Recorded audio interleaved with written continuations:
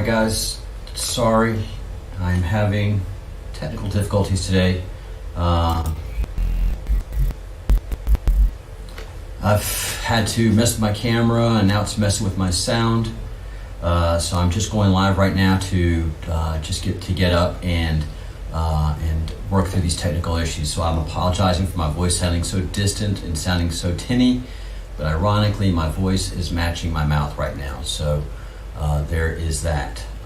This is frustrating and I apologize. But I have to talk about the Assange head fake that the president did yesterday, and it was very frustrating to a lot of us. I know that, and I understand that clearly. But we, like I say, have to understand that there's a bigger fight out there. There's a bigger game, and there are bigger fish to fry. This was a big head fake to the mainstream media. As Tim Pool pointed out in his analysis, that now the mainstream media was all of a sudden down on Susan B. Anthony.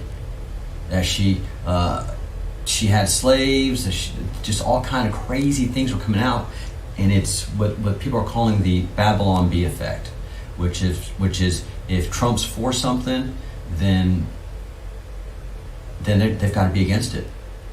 And then the mainstream media has to be against it.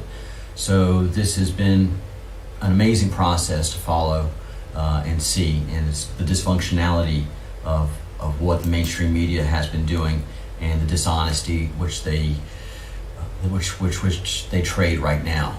So that was a head fake. That was telegraphing to us that a pardon for Assange and for Snowden is down the road, whether it's before the election or after the election. That is to be seen. But the president has telegraphed that he's thinking about it, that it is on his plate, it is something that he is taking seriously. And he had to see what kind of play that would get in the media. So that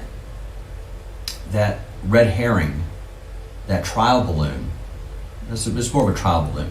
Sorry for all the background noise too. That trial balloon was lit up yesterday, and all of the apparatuses of the Trump campaign analyzed what happened. So the Q saw how we reacted, how the media reacted, what they said, whether they jumped on the Assange.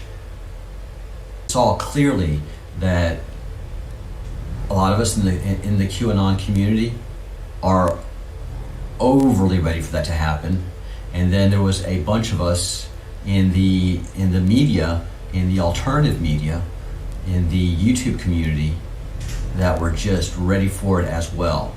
So there was a lot being communicated. There was a lot going on yesterday with that movement, and so we can expect something to happen, not on our timeline, but on the Q's timeline and on the president's timeline.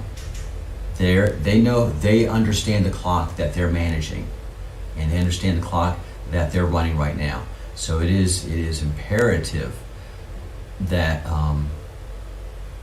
we continue to see the 4D chess that's being played. And yeah, get frustrated. You know, that's a normal reaction when you know you're in the game and you don't know the full strategy of what's happening day to day, and you set your expectations.